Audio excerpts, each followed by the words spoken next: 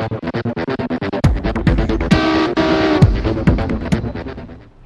And run ಮತ್ತೊಮ್ಮೆ ದುನಿಯಾ ವಿಶೇಷ ಕಾರ್ಯಕ್ರಮಕ್ಕೆ ಸ್ವಾಗತ. ಮೆಟ್ರೋಪಾಲಿಟನ್ ಸಿಟೀಸ್ಗಳಲ್ಲಿ ಅದರಲ್ಲೂ ಬೆಂಗಳೂರಲ್ಲಿ ಅತಿ ಹೆಚ್ಚು ಸಂಚಾರಿ ನಿಯಮಗಳು ಉಲ್ಲಂಘನೆ ಆಗ್ತಾ ಇರೋದು ನಿಜಕ್ಕೂ ಒಂದು ರೀತಿ ಆತಂಕ ಪಡುವಂತಹ ವಿಷಯ. ಅದರ ಬಗ್ಗೆ ನಾವು ಮಾತಾಡ್ತಾ ಇದ್ವಿ. ನಮ್ಮ ಮಾತನ್ನ ಮುಂದುವರಿಸೋಣ. ನಮ್ಮ ಜೊತೆ ಮನಃಶಾಸ್ತ್ರಜ್ಞನಾಗಿರುವಂತಹ ಡಾಕ್ಟರ್ ರಘು ಕೂಡ ಜಾಯ್ನ್ ಆಗಿದ್ದಾರೆ. ನಿಮಗೂ ಕೂಡ ಕಾರ್ಯಕ್ರಮಕ್ಕೆ ಸ್ವಾಗತ. ನಮಸ್ಕಾರ. ಸೊ ಡಾಕ್ಟರ್, ನಾವು ಇಷ್ಟೊತ್ತು ಮಾತಾಡ್ತಾ ಇದ್ವಿ, ಸಾಕಷ್ಟು 47 ಲಕ್ಷ ಕೇಸ್ಗಳು ಹಾಕಿದ್ದಾರೆ. ಬಹಳ ವೆರೈಟಿ ಕೇಸ್ಗಳಿದೆ. ಅದರಲ್ಲೂ ಹೆಚ್ಚಾಗಿ ಯುವಕರು ಇಲ್ಲಿ ಟ್ರಾಫಿಕ್ ರೂಲ್ಸ್ ಬ್ರೇಕ್ ಮಾಡ್ತಿರೋದು.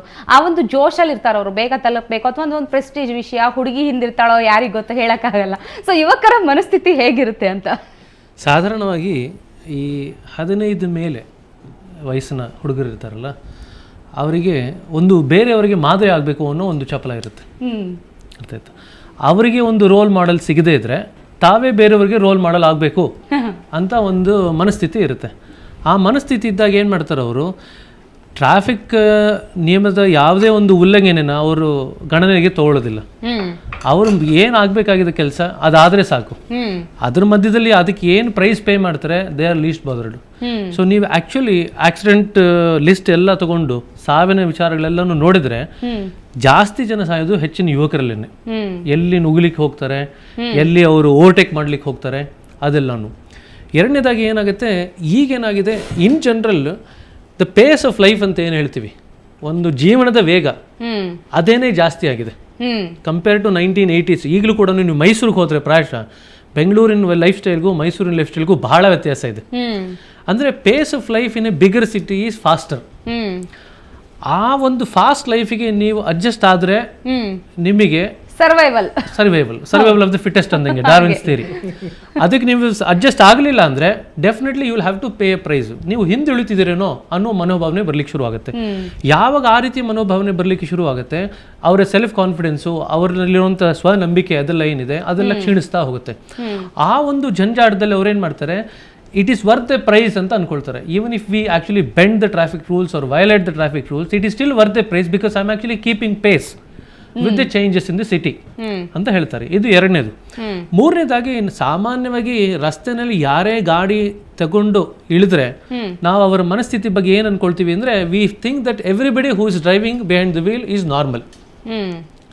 ಬಟ್ ಆನ್ ಅನ್ ಆವರೇಜು ನೀವೆಲ್ಲ ಸೈಕ್ಯಾಟ್ರಿಕ್ ಕಾಯಿಲೆಗಳ ಮಾಪನ, ಮಾನಸಿಕ ಒತ್ತಡದ ಮಾಪನ ಎಲ್ಲ ತಗೊಂಡ್ರೆ 30-40% ಜನ ಯಾರು ಡ್ರೈವ್ ಮಾಡ್ತಿರ್ತಾರೆ, they will be under tremendous amount of mental tension. ಮಾನಸಿಕ ಒತ್ತಡ ಅತ್ಯಂತ ಹೆಚ್ಚಾಗಿರುತ್ತೆ. ಆ ಒಂದು ನಿಟ್ಟಿನಲ್ಲಿ ಯಾರು ಹೆಚ್ಚಾಗಿರ್ತದೋ, ಫಾರ್ ಎಕ್ಸಾಂಪಲ್ ADHD ಅಂತ ಕಾಯಿಲೆ ಬರುತ್ತೆ, ಒಂದು ಸ್ಕಿಜೋಫ್ರೀನಿಯಾ ಅಂತ ಕಾಯಿಲೆ ಬರುತ್ತೆ, ಬೈಪೋಲರ್ ಡಿಸಾರ್ಡರ್ ಅಂತ ಕಾಯಿಲೆ ಬರುತ್ತೆ, ಮೇನಿಯಾ ಅಂತ ಕಾಯಿಲೆ ಬರುತ್ತೆ, ಪರ್ಸನಾಲಿಟಿ ಡಿಸಾರ್ಡರ್ ಅಂತ ಕಾಯಿಲೆ ಬರುತ್ತೆ, ಆಲ್ಕೋಹಾಲ್ ಡಿಪೆಂಡೆನ್ಸ್ ಅಂತ ಕಾಯಿಲೆ ಬರುತ್ತೆ, ಡ್ರಗ್ ಅಬ್ಯೂಸ್ ಅಂತ ಕಾಯಿಲೆ ಬರುತ್ತೆ. See all these things are there. ಆದರೆ ನಾವು ಒಂದು ವ್ಯಕ್ತಿ ಒಂದು ಗಾಡಿಯಲ್ಲಿ ಓಡಿಸ್ತಾ ಇದ್ದಾನೆ ಅಂದರೆ ನಮ್ಮ ನಂಬಿಕೆ ಏನಂದ್ರೆ ಅವನು he is a normal person. That is what we take at a face value.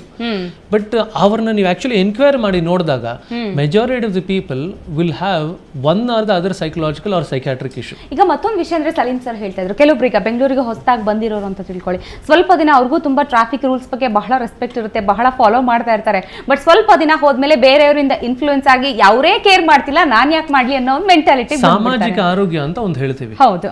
ಯಾರು ಮೆಜಾರಿಟಿ ಏನ್ ಮಾಡ್ತಾರೋ ಆ ಮೈನಾರಿಟಿ ಏನ್ ಮಾಡ್ತಾರೆ, ಮೆಜಾರಿಟಿನ ಫಾಲೋ ಮಾಡ್ಲಿಕ್ಕೆ ಶುರು ಮಾಡ್ತಾರೆ. ಓವರ್ಸೀಸ್ ಅಲ್ಲಿ ಏನಾಗುತ್ತೆ ಅಂದ್ರೆ, ಇದೇ ಇಂಡಿಯನ್ಸ್ ಬೇರೆ ದೇಶಕ್ಕೆ ಹೋದಾಗ ಅಲ್ಲಿ ಫಾಲೋ ಮಾಡ್ತಾರೆ, ಅಲ್ಲಿ ಅದಕ್ಕೆ ಫಾಲೋ ಮಾಡ್ತಾರೆ.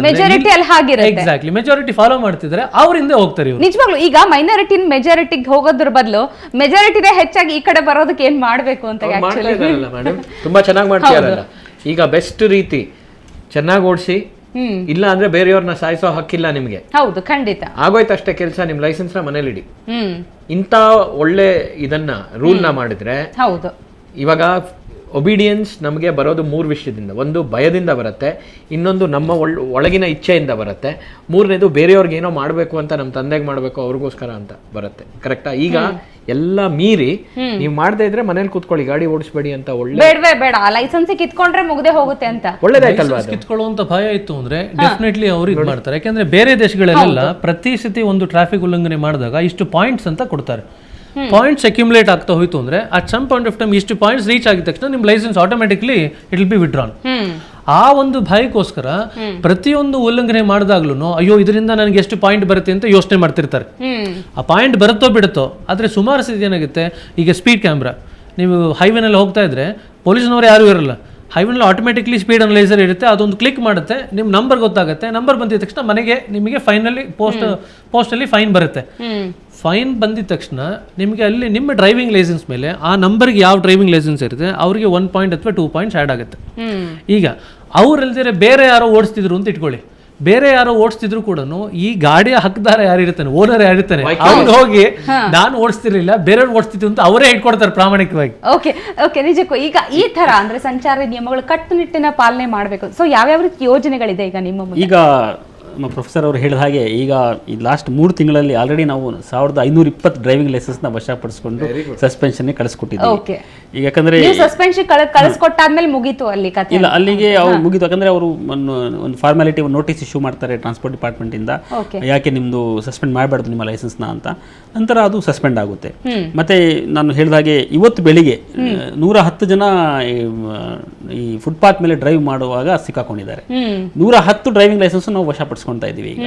ಯಾಕಂದ್ರೆ ನಾವು ಫುಟ್ಪಾತ್ ಡ್ರೈವಿಂಗ್ ನಾನು ಮುಂಚೆ ಹೇಳಿದ ಹಾಗೆ ಅನ್ಸಿವಿಲೈಸ್ಡ್ ಬಿಹೇವಿಯರ್ ಅದು ನಾವು ಯಾವ ಕಾರಣಕ್ಕೂ ಅವ್ರು ಮುಂದೆ ಡ್ರೈವಿಂಗ್ ಮಾಡಬಾರ್ದು, ಅಷ್ಟು ಶಿಕ್ಷೆ ಅವ್ರಿಗೆ ಆಗಬೇಕು ಅಂತ ನಾವು ಪ್ರಯತ್ನ ಮಾಡ್ತಾ ಇದೀವಿ. ಯಾಕಂದ್ರೆ ಫುಟ್ಪಾತ್ ಇರೋದೇ ಪಾದಚಾರಿಗೆ ಒಂದೇ ಒಂದು ಸ್ವರ್ಗ ಇದ್ದ ಹಾಗೆ, ಅದು ಅಲ್ಲೇ ಅವರು ಓಡಾಡಬೇಕು, ನಡ್ಕೊಂಡು ಹೋಗ್ಬೇಕು. ಅದು ಸಹ ನೀವು ಕಿತ್ಕೊಂಡ್ಬಿಟ್ರೆ ಪಾದಚಾರಿಗಳು ಎಲ್ಲ ಹೋಗ್ಬೇಕು, ಎಷ್ಟು ಕಷ್ಟ ಆಗುತ್ತೆ ಅವ್ರಿಗೆ.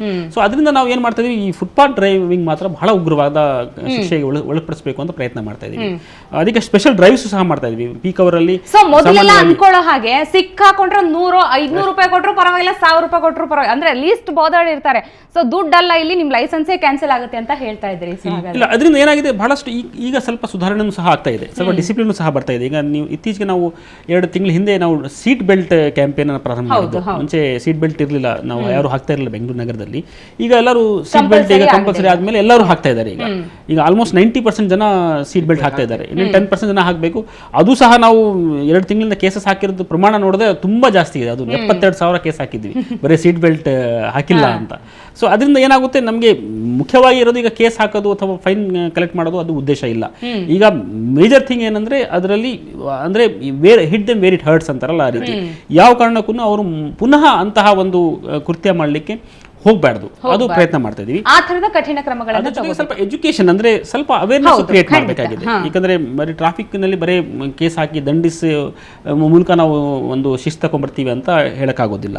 ಅದಕ್ಕೆ ನಾವು ಪ್ರಯತ್ನ ಮಾಡ್ತಾ ಇದೀವಿ. ಆದಷ್ಟು ತಿಂಗಳಿಗೆ ಒಂದೊಂದು ಕ್ಯಾಂಪೇನಿಂಗ್ ಸಿಸ್ಟಮ್ಸ್ ನಮ್ದು ಏನಿದೆ ಅದ್ರ ಪ್ರಕಾರ ಈಗ ಈ ಭಾನುವಾರ, ಈಗ ಫಾರ್ ಎಕ್ಸಾಂಪಲ್ ಭಾನುವಾರ 29ನೇ ತಾರೀಕಿಗೆ ಕಬ್ಬನ್ ಪಾರ್ಕ್ ಅಲ್ಲಿ ಒಂದು ರಸ್ತೆ ಸುರಕ್ಷತಾ ಅಂದ್ರೆ ಚಿತ್ರಕಲೆಯಿಂದ ರಸ್ತೆ ಸುರಕ್ಷತೆ ಅಂತ ಒಂದು ಪಬ್ಲಿಕ್ಗೆ ಅಂದ್ರೆ ಜನ ಬಂದು ಅಲ್ಲಿ ಪೇಂಟಿಂಗ್ ಮಾಡಬೇಕು, ಜಾಗೃತಿ ಮೂಡಿಸಬೇಕು ಅದರ ಬಗ್ಗೆ.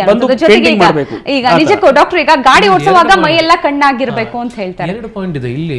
ಅದು ಫುಟ್ಪಾತ್ ಮೇಲೆ ಓಡಿಸಬೇಕಾದ್ರೆ ಅವರು ಆಬ್ವಿಯಸ್ಲಿ ಸ್ಟ್ರಿಕ್ಟ್ ಡ್ರೈವ್ ಮಾಡ್ತಿದ್ದಾರೆ, ಲೈಸೆನ್ಸ್ ಕಾನ್ಫಿಸ್ಕೇಟ್ ಮಾಡ್ಕೊಡೋದು, ಇಟ್ಸ್ ಎ ಗುಡ್ ಥಿಂಗ್. ಆದ್ರೆ ಇನ್ನೊಂದು ಏನಾಗ್ತಿದೆ ಅಂದ್ರೆ ಅದಕ್ಕೆ ವಿರುದ್ಧವಾದಂತೂ ಲಾಸ್ಟ್ ಮಂತ್ ಇನ್ನೊಂದು ರಿಪೋರ್ಟ್ ಬಂದಿತ್ತು, ಬೆಂಗಳೂರಿನಲ್ಲಿ ಇರೋಷ್ಟು ಜೇ ವಾಕರ್ಸು ಇಡೀ ಏಷ್ಯಾದಲ್ಲಿ ಎಲ್ಲೂ ಇಲ್ಲ. ಅಂದ್ರೆ ಫುಟ್ಪಾತ್ ಮೇಲೆ ನಡಿಬೇಕಾದಂತ ಜನ ಫುಟ್ಪಾತ್ ಅನ್ನು ಬಿಟ್ಟು ನಡು ರಸ್ತೆಯಲ್ಲಿ ನಡ್ಕೊಂಡು ಹೋಗ್ತಿರ್ತಾರೆ. ಇದು ಪ್ರತಿಯೊಂದು ರಿಂಗ್ ರೋಡ್ ನಲ್ಲಿ ಯಾವ ಒಂದು ರಸ್ತೆಯಲ್ಲಿ ನೋಡಿದ್ರು ನಡೆಯುತ್ತೆ. ಇದು ಕೂಡ ಆಕ್ಸಿಡೆಂಟ್ಗೆ ಹೆಚ್ಚಿಗೆ ಕಾರಣ ಆಗುತ್ತೆ, ಅಪಘಾತಕ್ಕೆ ಮತ್ತೆ ಸಾವಿಗೆ ಕೂಡ ಹೆಚ್ಚಿಗೆ ಕಾರಣ ಆಗುತ್ತೆ. ಡಾಕ್ಟರ್ ಈಗ ಕೊನೆಯದಾಗಿ ಏನ್ ಹೇಳಕ್ ಇಷ್ಟಪಡ್ತೀನಿ ಅಂದ್ರೆ ಆ ಒಂದು ಸ್ಟ್ರೆಸ್ ಬ್ಯಾಲೆನ್ಸ್ ಮಾಡ್ಬೇಕು ಅಂದ್ರೆ ಹೇಗಿರ್ಬೇಕು, ಒಂದು ಗಾಡಿ ಓಡಿಸೋರ್ ಮೆಂಟಾಲಿಟಿ ಹೇಗಿರ್ಬೇಕು ಆ ಕ್ಷಣದಲ್ಲಿ ಅಂತ? ಆ ಕ್ಷಣದಲ್ಲಿ ಎಷ್ಟು ಮಟ್ಟಿಗೆ ಅವ್ರಿಗೆ ಪೇಷನ್ಸ್ ಇರ್ಲಿಕ್ಕೆ ಸಾಧ್ಯನೋ ಅಷ್ಟು ಮಟ್ಟಿಗೆ ಅವರಿಗೆ ಒಳ್ಳೇದು. ಎಲ್ಲೇ ಹೋಗ್ಬೇಕಾದ್ರೂ ಕೂಡ ಅವರು ಒಂದು 5-10 ನಿಮಿಷ ತಡವಾಗಿ ಹೋದ್ರೆ ಯಾವ ಒಂದು ಘಟನೆ ಕೂಡ ಅಥವಾ ಯಾವುದೇ ಒಂದು ಅಹಿತಕರವಾದ ಒಂದು ವಾತಾವರಣ ಕೂಡ ಸೃಷ್ಟಿ ಆಗೋದಿಲ್ಲ.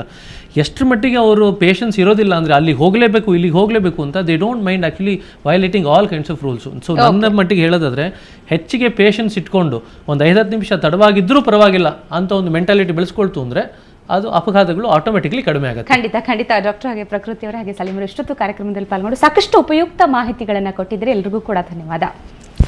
ಸೊ ನೋಡಿದ್ರಲ್ಲ ವೀಕ್ಷಕರೇ, ಬಹಳಷ್ಟು ಬೆಂಗಳೂರಿಗರು ಸಂಚಾರಿ ನಿಯಮಗಳನ್ನೋದು ವಿಲನ್ ಥರ ನೋಡ್ತಾರೆ, ಆದರೆ ಸಂಚಾರಿ ನಿಯಮಗಳಿರೋದು ನಮ್ಮ ಪ್ರಾಣ ರಕ್ಷಣೆಗೆ. ಹೀಗಾಗಿ ಎಲ್ಲವೂ ಕೂಡ ನಮ್ಮ ಮೇಲೆ ಇದೆ, ನಮ್ಮ ಹೊಣೆ ಇದೆ ಅದು. ಹೀಗಾಗಿ ನಾವು ನಮ್ಮ ಎಚ್ಚರದಲ್ಲಿ ಇರೋಣ ಅಂತ ಹೇಳ್ತಾ ಇವತ್ತಿನ ವಿಶೇಷ ಕಾರ್ಯಕ್ರಮ ಮುಗಿಸ್ತಾ ಇದ್ವಿ. ನಮಸ್ಕಾರ.